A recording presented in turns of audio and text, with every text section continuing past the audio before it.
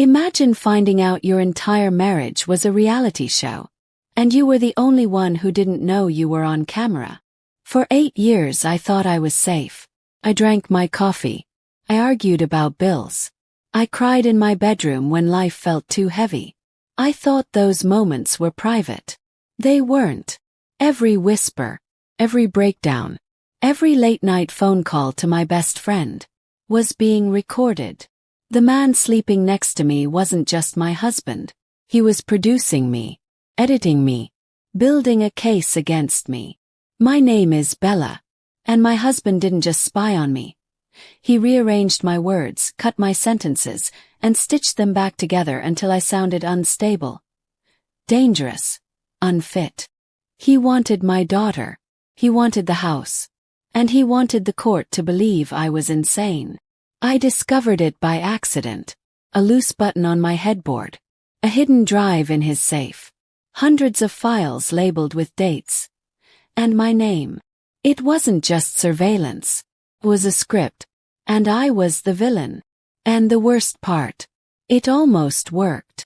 So before you assume this could never happen to you, tonight when you walk into your bedroom, look at your smoke detector. Because this is the story of the husband who recorded everything. The kitchen was too quiet. The kind that ringing in your ears because the air is just heavy. Bella stood by the marble island, her fingers tracing the edge of a manila envelope. Outside, the rain was tapping against the window pane like someone trying to get in. She looked at her reflection in the stainless steel toaster. She looked 10 years older than she was. Her hair was pulled back tight. Her eyes were tired, and her hands. God, her hands wouldn't stop shaking. Then she heard it. The heavy thud of the garage door closing. The electronic beep of the security system arming itself. Chris was home. He walked into the kitchen, smelling like expensive aftershave and rain. He didn't say, "Hello, honey." He didn't kiss her cheek. He just set his briefcase down and started loosening his tie. "You're home early," Bella whispered. Her voice sounded thin like paper. "Meetings ended." "The world doesn't stop just because it rains, Bella," Chris said. His voice smooth and cold, like a stone at the bottom of a river. He headed for the fridge, but stopped when he saw the envelope. Bella pushed it toward him. The sound of the paper sliding across the stone felt like a gunshot in the silence. "I'm done, Chris. I can't do the perfect life anymore. I've called a lawyer. Those are the papers." She braced herself. She expected him to flip the table. She expected him to grab her shoulders and demand to know why. But Chris, he just looked at the folder. He didn't even open it. He took a slow, deep breath and then he laughed. Not a loud laugh, but a soft, whistling chuckle that made the hair on Bella's neck stand up. "Divorce, Bella." He finally looked her in the eyes. His pupils were like pinpricks. "You think it's that easy? You think you just sign a name and you're free of me?" He picked up a gold pen from the counter, the one she bought him for their 5th anniversary, and he began to tap it against the marble. "Be careful, Bella. Once you start a fire, you don't get to choose which rooms burn down." Chris didn't leave. He stood there, looming over her. He was a foot taller, and in that moment he felt like a mountain about to fall. He reached out, and for a second Bella thought he was going to hit her. She flinched, pulling her shoulders up to her ears. But he didn't hit her. He just reached past her and grabbed a glass from the cupboard. "You're so jumpy," he murmured, pouring himself a glass of water. "Why are you so jumpy, Bella? A stranger watching us right now would think I'm a monster. They'd think you're a victim." He took a slow sip, his eyes never leaving hers. "But we know the truth, don't we? We know who the difficult one is." Bella felt a surge of anger. "The truth. The truth is you haven't looked at me in 3 years unless it was to criticize my clothes or the way I talk to the neighbors. I'm a ghost in this house, Chris. I just want to go somewhere where I can actually exist." Chris set the glass down with a sharp clink. He leaned in, close enough for her to smell the mint on his breath. "Listen to me very carefully. From this second on, Every word that comes out of your mouth. It matters. You think you're talking to your husband. Well, you're talking to history. The walls in this house have better ears than I do. Be very, very careful what you say to me, Bella. 'Cause I remember everything. And soon the whole world is going to remember it, too. He turned on his heel and walked out, whistling a tune that Bella didn't recognize. She collapsed into a chair, her heart hammering against her ribs. She felt like she had just been threatened, but he hadn't said a single illegal word.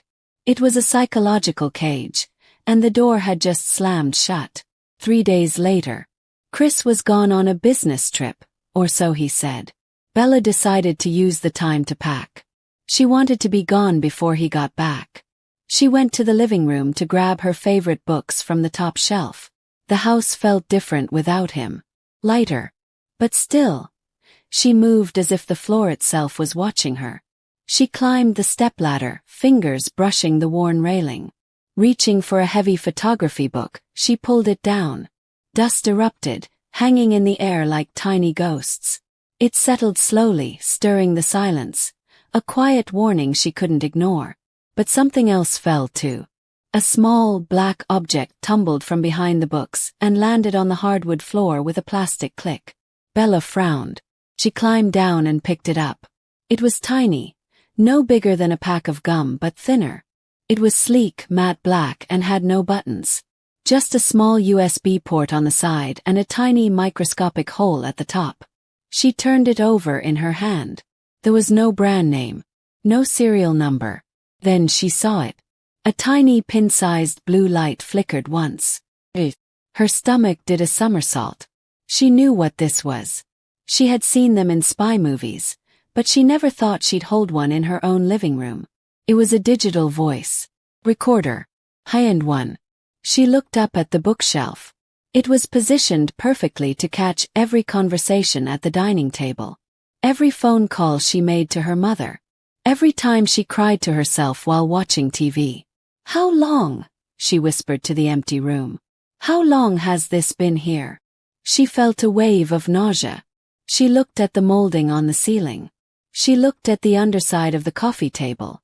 The house didn't feel like a home anymore. Felt like a laboratory. And she was the rat in the maze. Her heart was racing now. If there was one in the living room, where else? She ran upstairs, her boots thudding on the carpet. She went straight to the master bedroom. This was the place where she felt safest. This was where she whispered her deepest fears into her pillow. She started tearing the room apart. She threw the pillows off the bed. Nothing. She looked behind the nightstand. Nothing. She checked the smoke detector. Nothing. She sat on the edge of the bed, trying to calm her breathing. Maybe it's just the one, she told herself. Maybe he was just worried about the divorce. But then she looked at the headboard. It was a custom-made, tufted velvet headboard with deep buttons. She noticed one button, the one right above her side of the bed, looked slightly tilted. She reached out and touched it. It didn't feel like fabric. Felt hard. She grabbed a pair of tweezers from her vanity and began to pry at the edges of the button. Her hands were shaking so bad she scratched the velvet. Finally the button popped out. It wasn't a button. It was a plastic cap. And behind it, nestled deep into the foam of the headboard, was another device. This one was even smaller. It had a wire that ran down the back of the bed, disappearing into the floorboards. Bella let out a choked sob. He had been listening to her breathe. He had been listening to her talk in her sleep. He had been listening to her most private, intimate moments. She felt a level of violation that she couldn't even put into words. It was like he had been living inside her skin. She grabbed the device and ripped it out, the wire snapping with a sharp pop. She felt like she wanted to scream, but she was terrified that if she did, another hidden microphone somewhere else would catch it. She was a prisoner in her own bedroom. She knew Chris's sanctuary was his home office. He kept it locked always. But Bella knew where he hid the spare key, inside a hollowed-out book in the hallway. She grabbed the key, her palms sweaty. She unlocked the door and stepped inside.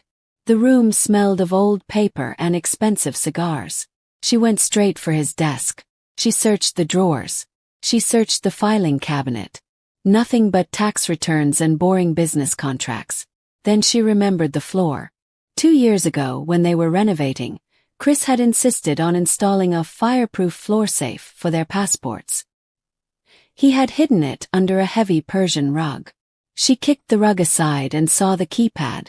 She tried her birthday. Won't. She tried his birthday. Won't. She tried the date of their wedding. She kicked the rug aside and saw the keypad. She tried her birthday. Won't. His birthday. Won't. The date of their wedding. Blick. The safe swung open. Inside there was no jewelry. No passports. Just a single, heavy, silver external hard drive. A sticker on it read, Project S. A cold dread settled in her gut. She took the drive to her laptop and plugged it in. The fan whirred loudly, struggling to read the massive data. Finally a window popped up.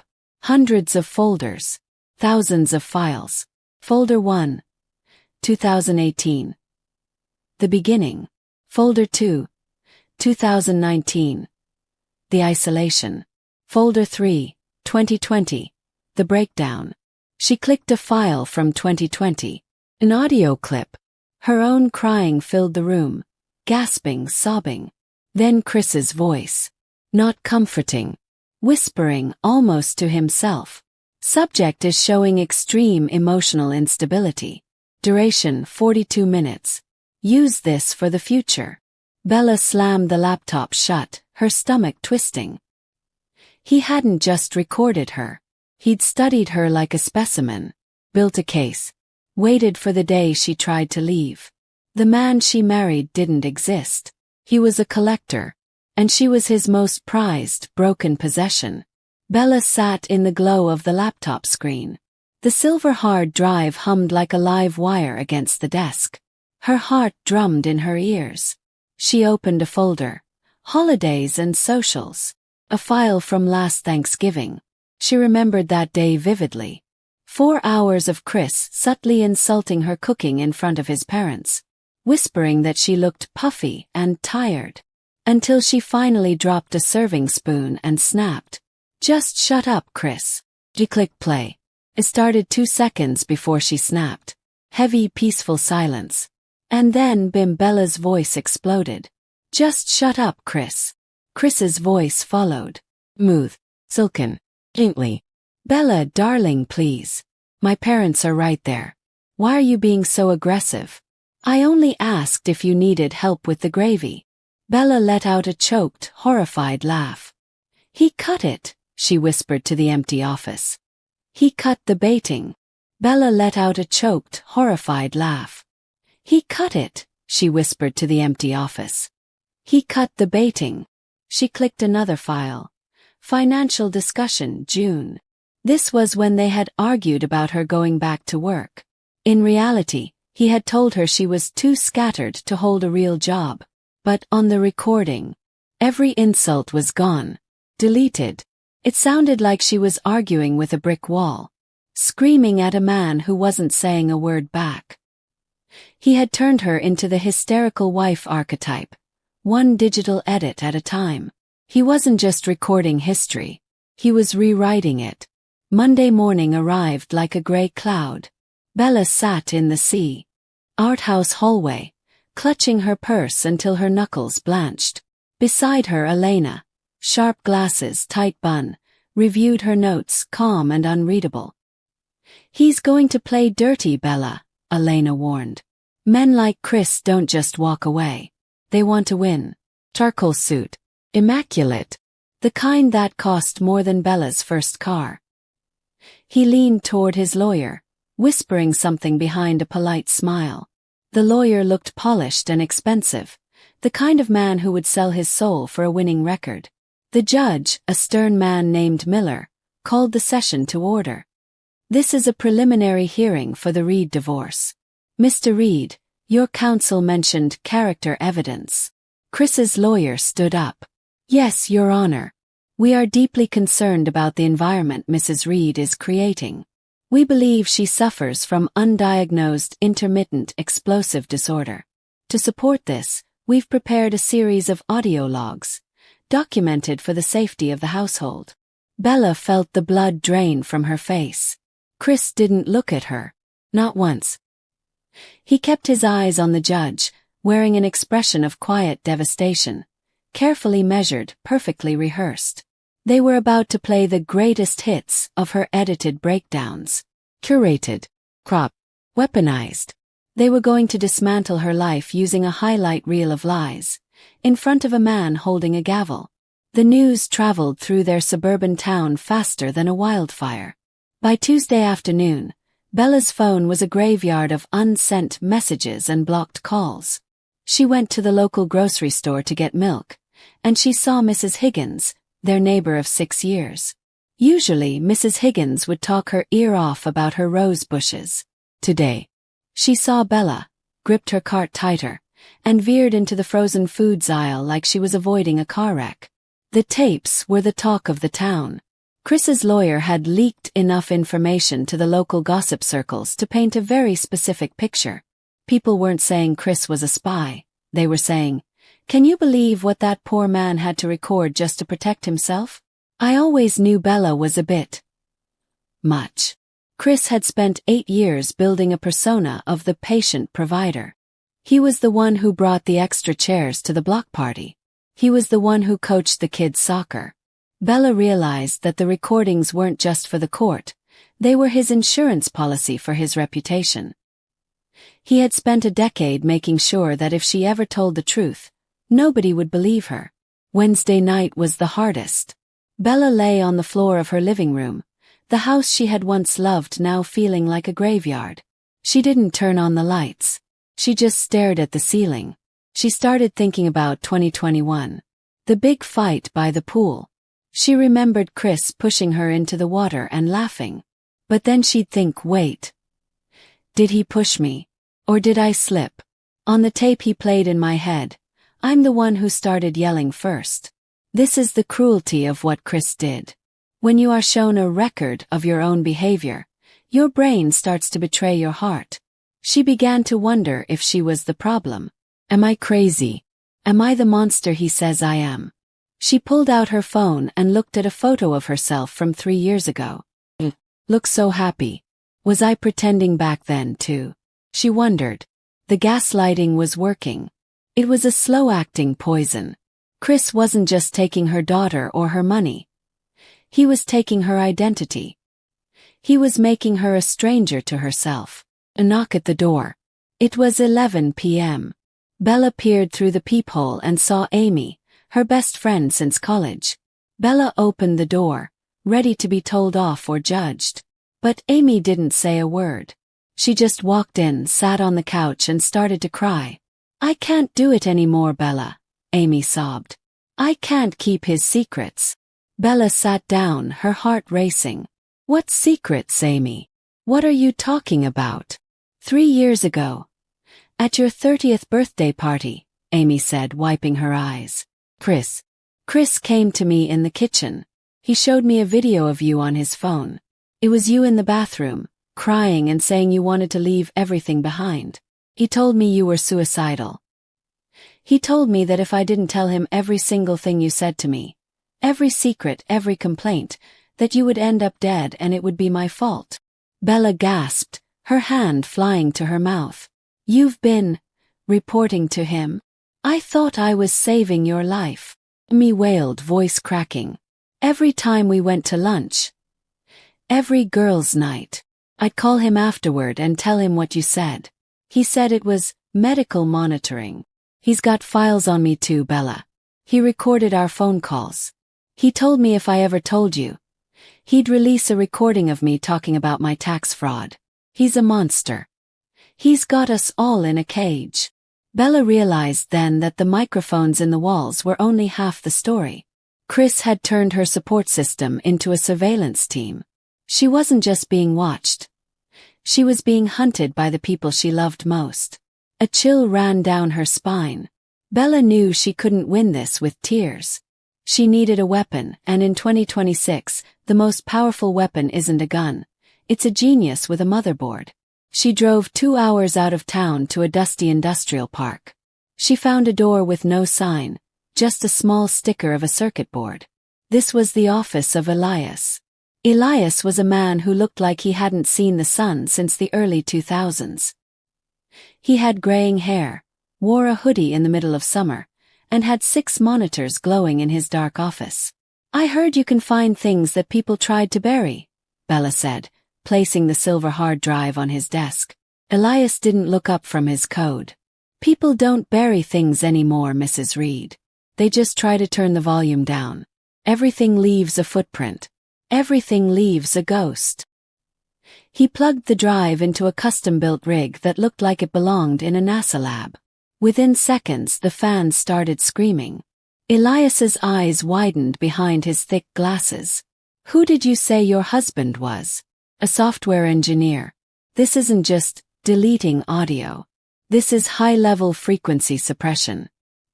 He's using an AI gate to scrub his own vocal range while leaving yours untouched. It's sophisticated. But he was arrogant." "What do you mean?" Bella asked, leaning in. "He was so focused on making you look loud that he forgot about the room tone," Elias muttered, his fingers flying across the keys. "Every room has a hum. A refrigerator, an AC unit, the wind." When he cut his voice out, he left silence holes in the background hum. "It's like a puzzle with missing pieces. And I'm very good at filling in the blanks." For the next 6 hours, Bella watched as Elias pulled the ghost out of the machine. He ran a program that inverted the audio phases. Suddenly, the recordings she had heard in court started to change. Elias played the Thanksgiving clip. First, the version Chris played, Bella screaming, "Just shut up." Then he played the restored version. The room filled with a low, vibrating growl. It was Chris's voice. He was whispering over and over, just inches from the microphone. "You're a failure, Bella. Your mother died ashamed of you. Everyone here thinks you're a joke. Why don't you just give up?" Bella's knees buckled. Hearing it back, hearing the cold, calculated cruelty that led to her snap, was like being hit by a train. "He was chanting it," she whispered. "He was chanting at me like a ritual." "It's called reactive abuse," Elias said, his voice actually showing a hint of sympathy. "He creates the fire, then records you when you get burned. But look at this." He pointed to a data string. He moved these files. He renamed them. He's been prepping this evidence for years. This wasn't a reaction to a divorce filing. This divorce was the goal of the recordings. Bella went back to the house one last time. She felt like a spy in her own life. She had a small device Elias had given her, a lens finder that reflected off the curved glass of a camera lens. She walked through the house, the red light on the device scanning every corner. Living room, clear. Kitchen, clear. Then she walked into the nursery. Lily's room was painted a soft lavender. It was supposed to be the one place of pure peace. Bella scanned the shelves. She scanned the light fixtures. Then the device emitted a sharp, high-pitched chirp. The light was bouncing off the eye of a stuffed teddy bear sitting on the top shelf. It was a gift Chris had given Lily for her 2nd birthday. Bella grabbed the bear and felt its head. There, hidden behind the faux fur of the left eye, was a wide-angle 4K lens. She ripped the bear open. It wasn't just a camera. It had a cellular uplink. It was streaming 24/7. Chris wasn't just recording for a court case. He was watching his daughter grow up through a screen, even when he was in the next room. He was a digital voyeur of his own family's private life. Bella felt a wave of cold fury. She didn't cry this time. She just took the bear and put it in a plastic bag. This wasn't just divorce evidence anymore. This was a crime. As she sat in the nursery, Bella realized the full scale of the trap. Chris had spent 8 years setting tripwires. He would hide her car keys right when she was late for a doctor's appointment. He would wait until she was exhausted and then accidentally mention an old flame or a past mistake. He was a master of the slow burn. He knew exactly which buttons to press to make her heart rate spike, and he had a microphone placed at every single button. She looked at her phone. She had a recording of her own now, the one Elias had made. She realized that Chris's entire power depended on her being the crazy one. If she stopped reacting, his Project S would fail. He needed her pain to feed his files. She decided right then. The specimen was done performing. The next day, Chris's lawyer sent over a settlement offer. It was a bloodbath. He wants 100% legal custody, Elena, Bella's lawyer, said as she read the document. He's offering you supervised visitation every other weekend. In exchange, he says he won't release the full archive of your mental health episodes to the public or your employer. He's blackmailing me, Bella said, her voice steady. He calls it protecting the child from an unstable influence, Elena replied. He's using the recordings as a hammer, Bella. He knows that even if they aren't legal in the final trial, the threat of your boss or your daughter seeing them is enough to make most women crumble. Bella looked out the window. She saw a man across the street working on a car, a rugged man with grease on his hands. He looked up and caught her eye, giving her a small, knowing nod. He'd seen Chris's cars come and go. He'd seen the way Chris looked at people like they were machines to be fixed or discarded. Bella turned back to her lawyer. Tell him no. We'll see him in court.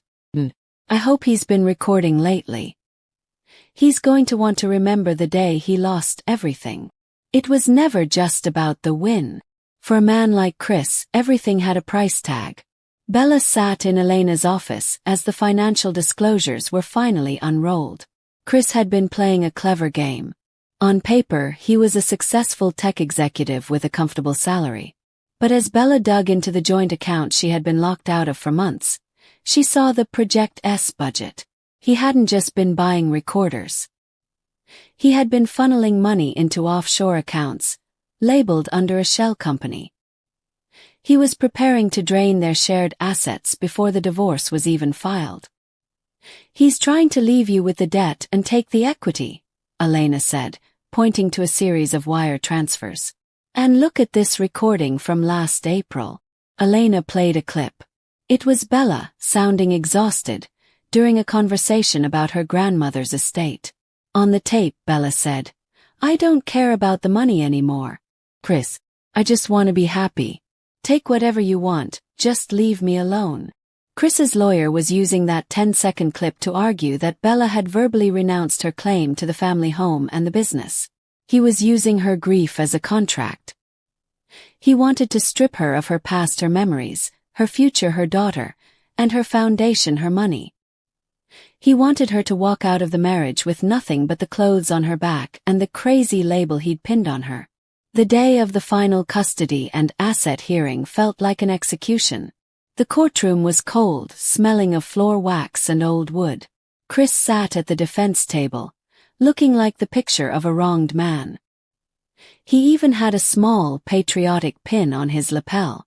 The judge, Justice Miller, looked over her spectacles. Mr. Reed's counsel has submitted hours of audio evidence. Mrs. Reed, do you have a response? Elena stood up. She didn't look at Chris. She looked straight at the judge.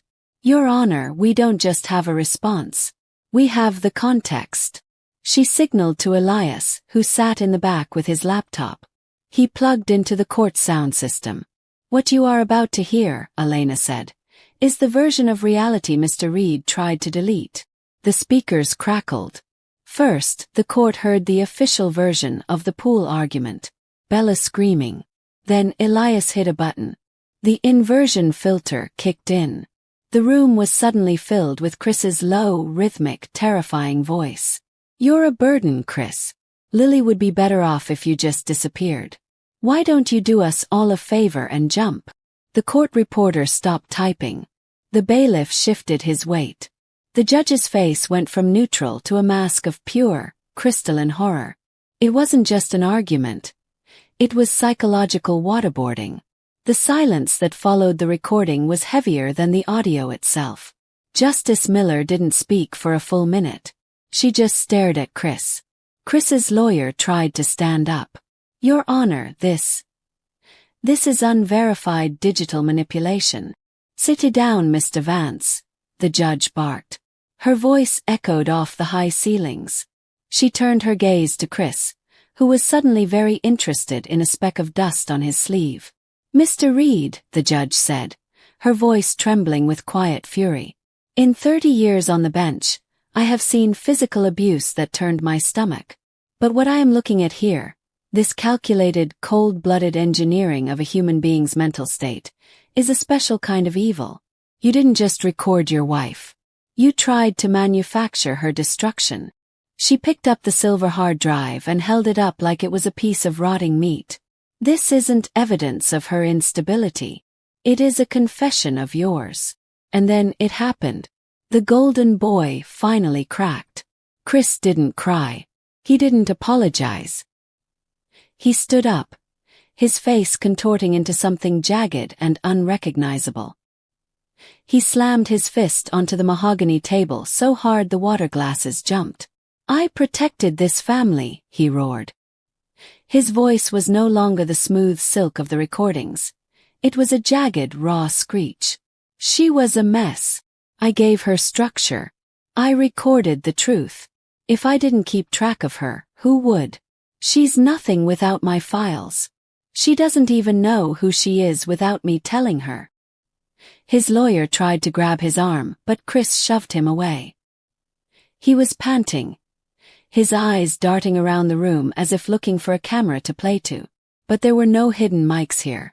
Just a room full of people seeing the monster for the first time. He looked at Chris, his teeth bared. You think you won. I have thousands of hours of you, Bella. You're in my pocket. You'll always be in my pocket. The judge ordered an immediate recess and commanded the bailiffs to take Chris into a side room to cool down. But the damage was done. While Chris was being led away, Elias took the stand to explain the Project S drive. It wasn't just Bella. Elias had found a hidden partition on the drive. Chris had folders on everyone. He had recorded. The courtroom was still buzzing like a beehive when the doors at the back swung open. 2 men in plain clothes, detectives from the Special Crimes Unit, walked in. Justice Miller hadn't just listened to the tapes. She had called the district attorney during the recess. Chris Reed? The lead detective asked, his voice cutting through the room. Chris, slumped at his table with his tie undone and his hair disheveled, looked up. The arrogance was gone. In its place was something new. Panic. What is this? This is a civil matter. This is a divorce. Actually, Mr. Reed, the detective said, pulling a pair of steel handcuffs from his belt, installing hidden surveillance devices in bathrooms and bedrooms without consent is a Class E felony. We also have evidence you intercepted private communications belonging to your business partners. That's wiretapping. As the cuffs clicked shut around Chris's wrists, the sound was louder to Bella than any recording he had ever made. It wasn't the sound of a cage closing. It was the sound of one finally opening. He was led past the gallery, past neighbors who once avoided her eyes. He tried to hold his head high, but he looked small. He looked like a man who had finally run out of tape. The golden boy didn't just fall. He vaporized. Within 48 hours, the local news headline read, "Suburban Spy, the man who recorded his whole town." It turned out Bella was never the only subject. When police searched his cloud servers, they found files on everyone.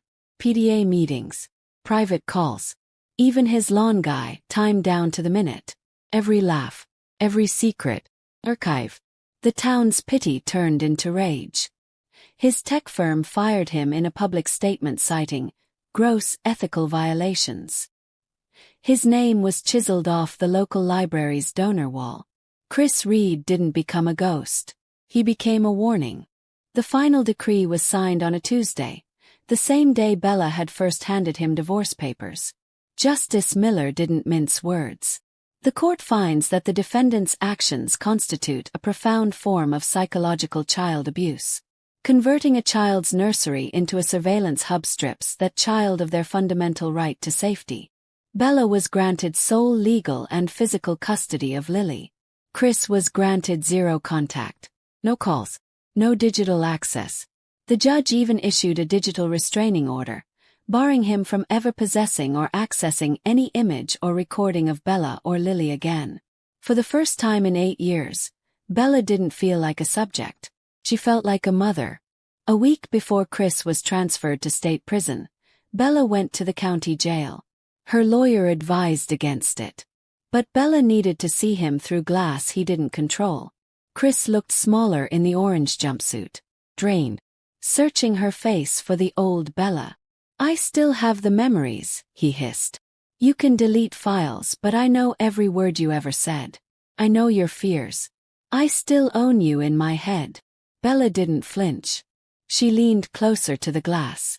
"That's the difference between us, Chris. You have a record of me, but you never actually knew me. You were so busy watching the screen, you missed the person standing in front of you. You don't own me. You own a collection of ghosts. And ghosts don't have voices."